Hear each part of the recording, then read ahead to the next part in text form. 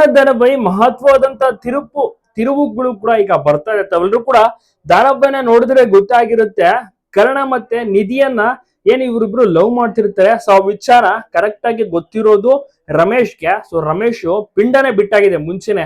So ಇವರಿಬ್ರು ಹಾಳಾಗ್ ಹೋಗ್ಬೇಕು, ಯಾವುದೇ ಕಾರಣಕ್ಕೂ ಇವರಿಬ್ರು ಒಂದಾಗಬಾರದು ಹಾಗೆ ಹೀಗೆ ಅಂತ. ಮತ್ತೆ ಏನಿದೆ ನಿತ್ಯಗೆ ಈ ಒಂದು ವಿಚಾರ ಗೊತ್ತೇ ಇಲ್ಲ.